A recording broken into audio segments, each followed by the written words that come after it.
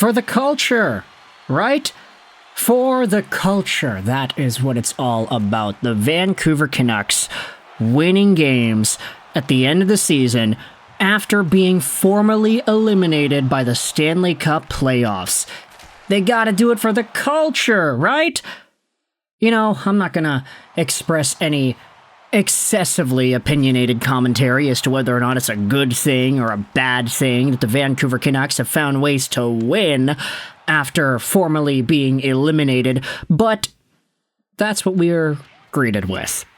Because the Vancouver Canucks, playing off against a Nathan MacKinnon-less Colorado Avalanche team, just won 4-1. They swept the Colorado Avalanche this year. 3-0-0. By the way, the other game I was there for, the Kiefer Sherwood hat-trick game, but Vancouver has done it again. For some reason, and I say for some reason because the Canucks this year have been so inconsistent, so depleted of the same magic that they had last year, and ultimately it really bled into just the ups and downs and the drama and the inconsistency of how everything went this season compared to last, and it definitely put a stain on many Canucks fans' perceptions of the team, that they did fall off so hard. That last year they did make the playoffs relatively easy. They were first in the Pacific Division, and they had themselves this crazy record of not blowing leads. This season has been the complete opposite. Players were fighting amongst each other. Drama was ensuing the entire year. Players were not performing to the capacity we had expected them to. The team was not on a PDO bender anymore. And as a result, they fell out of the Stanley Cup playoffs yesterday with Minnesota's victory over San Jose.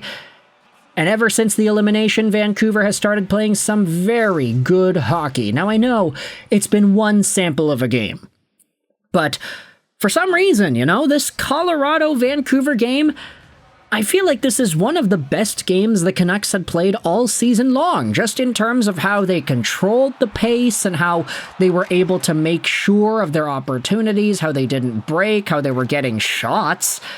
Sure, the deserve-to-win-o-meter is in Colorado's favor, but Vancouver, for what it's worth, they did do what they needed to do, and they have been starting to put the puck on net more, that in which was a terrible issue for, let's just say, the majority of this season. These younger guys coming into the lineup and trying to prove their worth, not because they're fighting for a playoff spot, but because these guys are fighting for a roster spot next season.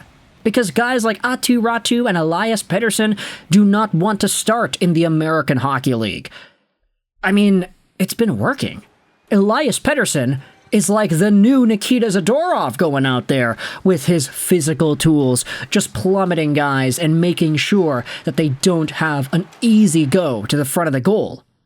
Pettersson might not be the same Nikita Zadorov fee-fi-fo-fum type of size, but he is still big enough to have that level of an impact, and he has that snarl too that endears him to the Vancouver fanbase.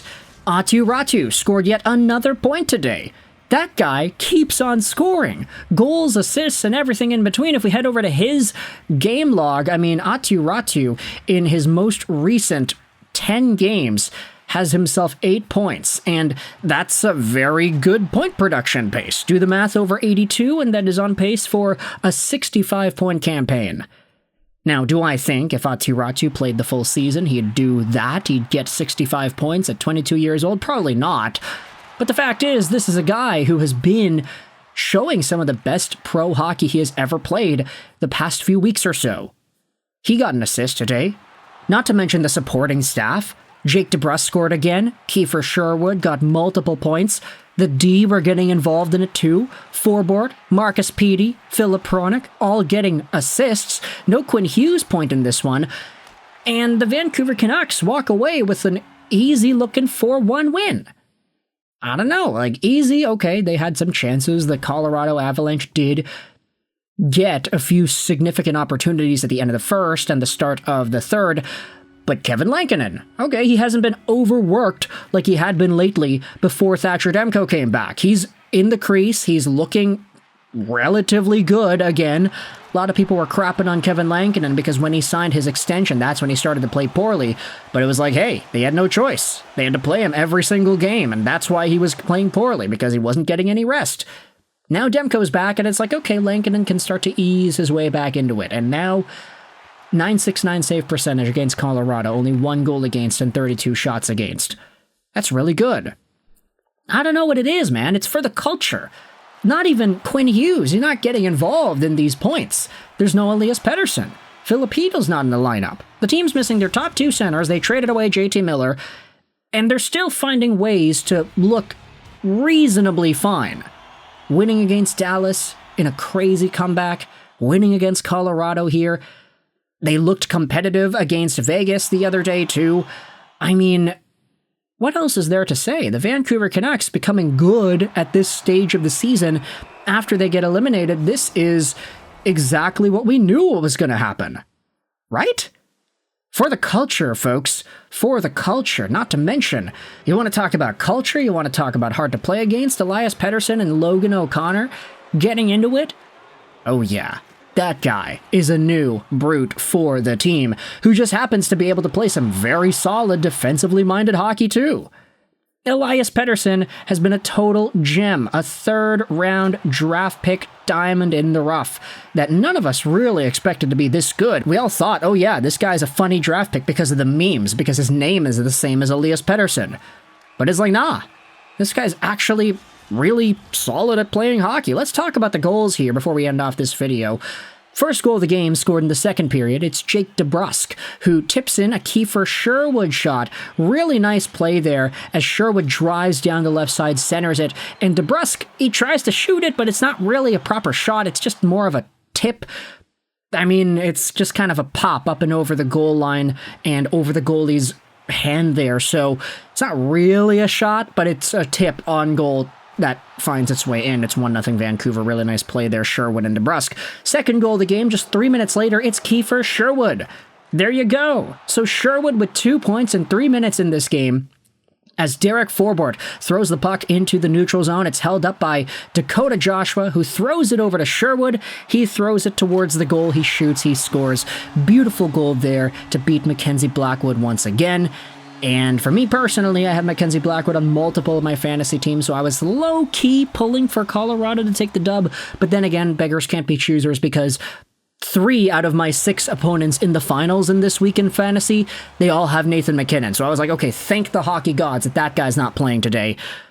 It kind of, bites me in the back because Jack Eichel is not playing, and I have him on multiple of my teams too. So it kind of balances itself out. Devon Toews makes it 2-1 at the end of the second period.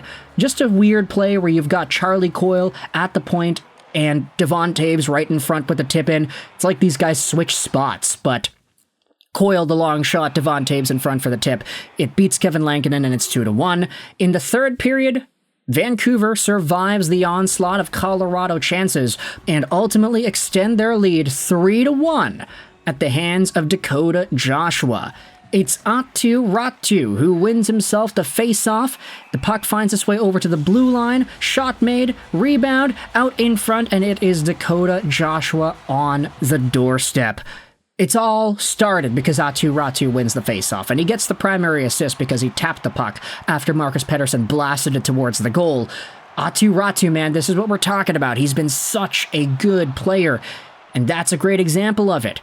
Add on Nils Hoglander getting the empty net, assisted by Connor Garland and Philip Hronik, and you have a 4-1 game for Vancouver, winning one for the culture, with AATU RATY and Elias Pettersson showing off some tremendous value in the process. This is what they're looking for, guys. They're looking for momentum, they're looking for swagger, they're looking for reasons to earn a spot for next season and beyond. And it's looking really good for some of these guys. You can debate whether or not it's really appropriate for the team to win games in this capacity. I know Thomas Drance was going out there and saying the contrary, much to the dismay of many Canucks fans. But all contrarian takes aside, I want you to let me know your thoughts in the comment section below. How do you feel about the Elias Pettersson and AATU RATY show? What are your thoughts on Vancouver beating Colorado 4-1 in regulation? I hope you've enjoyed this video. And bye.